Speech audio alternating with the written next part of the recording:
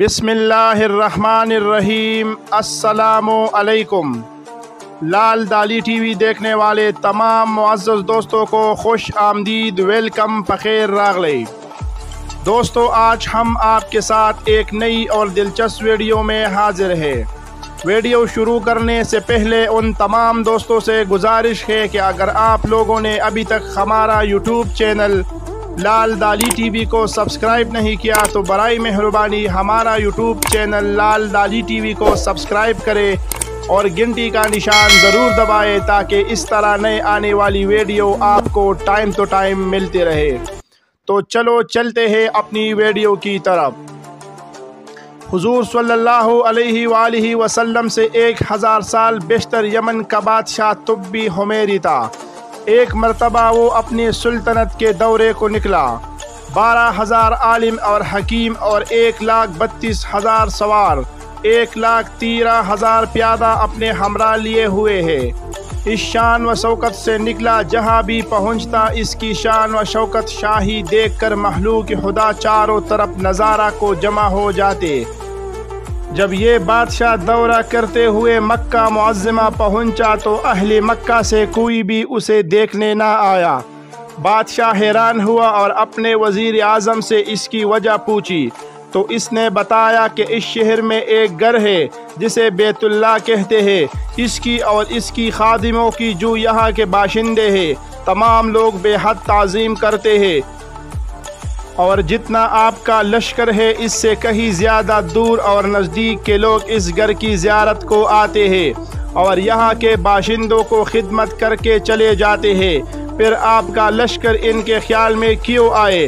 یہ سن کر بادشاہ کو غصہ آیا اور قسم کھا کر کہنے لگا کہ میں اس گھر کو تباہ کروں گا اور یہاں کے باشندوں کو قتل کروں گا۔ یہ کہنا تھا کہ بادشاہ کے ناک، منہ اور آنکھوں سے خون بہنا شروع ہو گیا اور ایسا بدبو مادہ بہنے لگا کہ اس کے پاس بیٹھنے کی بھی طاقت نہ رہی۔ اس مرض کا علاج کیا گیا مگر بادشاہ ٹھیک نہ ہوا۔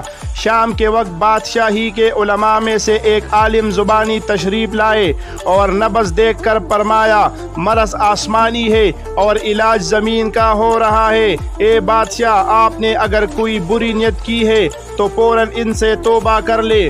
بادشاہ نے دل ہی دل میں بیت اللہ شریف اور خانہ کعبہ کے متعلق اپنے ارادے سے توبہ کی۔ توبہ کرتے ہی اس کا خون اور مادہ بہنا بند ہو گیا اور پھر صحت کی خوشی میں اس نے بیت اللہ شریف کو ریشمی غلاف چڑھایا اور شہر کے ہر باشندے کو 7 اشرفیہ اور 7 ریشمی جوڑے نظر کیے۔ پھر یہاں سے چل کر مدینہ منورہ پہنچا تو ہمراہی علماء نے جو کتب سماریہ کے عالم تھے وہاں کے مٹی کو سونگا اور کنکریوں کو دیکھا اور نبی آخر الزمان صلی اللہ علیہ وآلہ وسلم کی ہجرت گاہ کی جو علامتیں تھی انہوں نے پڑھی تھی۔ ان کے مطابق اس سرزمین کو پایا تو عہد کر لیا کہ ہم یہاں ہی مر جائیں گے مگر اس سرزمین کو نہ چھوڑیں گے۔ اگر ہماری قسمت نے ساتھ دیا تو کبھی نہ کبھی جب نبی آخر الزمان صلی اللہ علیہ وآلہ وسلم تشریف لائیں گے ہمیں بھی زیارت کا شرف حاصل ہو جائے گا، ورنہ ہماری قبروں پر تو ضرور کبھی نہ کبھی ان کی جوتیوں کی مقدس خاک اڑ کر پڑ جائیں گے جو ہمارے نجات کے لیے کافی ہے۔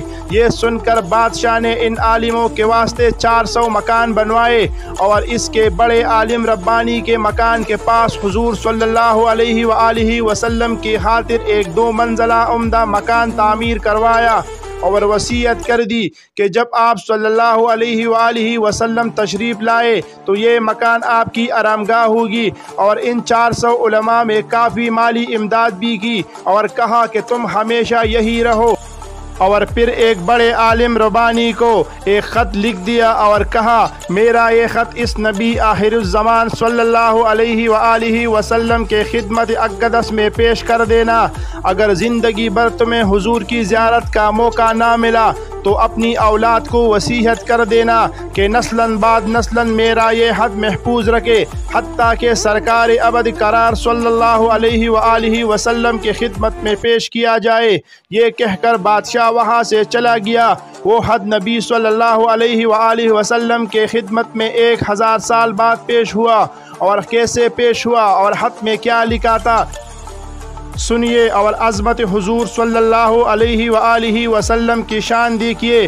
کم ترین مخلوق طب اول حمیری کی طرف سے شفیع المذنبین سید المرسلین محمد صلی اللہ علیہ وآلہ وسلم، اے اللہ کے حبیب، میں آپ پر ایمان لاتا ہوں اور جو کتاب آپ پر نازل ہوگی اس پر بھی ایمان لاتا ہوں اور میں آپ کے دین پر ہوں، بس اگر مجھے آپ کی زیارت کا موقع مل گیا تو بہت اچھا و غنیمت، اور اگر میں آپ کی زیارت نہ کر سکا تو میرے لیے شفاعت فرمانا اور قیامت کے روز مجھے فراموش نہ کرنا۔ میں آپ کی پہلی امت میں سے ہوں اور آپ کے ساتھ آپ کی آمد سے پہلے ہی بیعت کرتا ہوں۔ میں گواہی دیتا ہوں کہ اللہ ایک ہے اور آپ اس کے سچے رسول ہیں۔ شاہ یمن کا یہ خط نسلاً بعد نسلاً ان 400 علماء کے اندر حرز جان کی حیثیت سے محفوظ چلا آیا، یہاں تک کہ 1000 سال کا عرصہ گزر گیا۔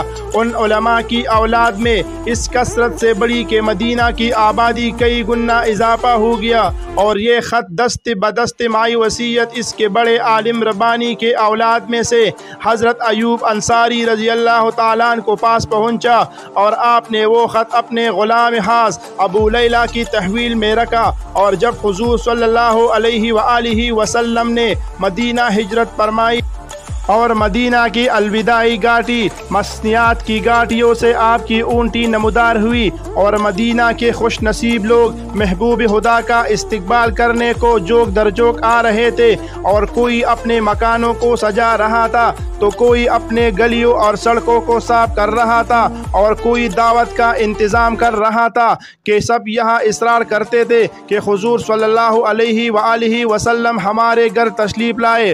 حضور صلی اللہ علیہ وآلہ وسلم نے فرمایا کہ میری اونٹی کی نکیل چھوڑ دو، جس گھر میں یہ ٹھہرے گی اور بیٹھ جائے گی وہی میرا قیام ہوگا۔ چنانچہ 2 منزلہ مکان شاہ یمن تبہ حمیری نے حضور صلی اللہ علیہ وآلہ وسلم کے خاطر بنوایا تھا، وہ اس وقت حضرت ابو ایوب انصاری رضی اللہ تعالیٰ عنہ کی تحویل میں تھا۔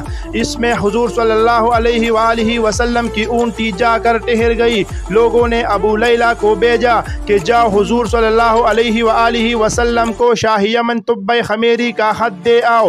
جب ابو لیلہ حاضر ہوا تو حضور صلی اللہ علیہ وآلہ وسلم نے اسے دیکھتے ہی فرمایا، تو ابو لیلہ ہے؟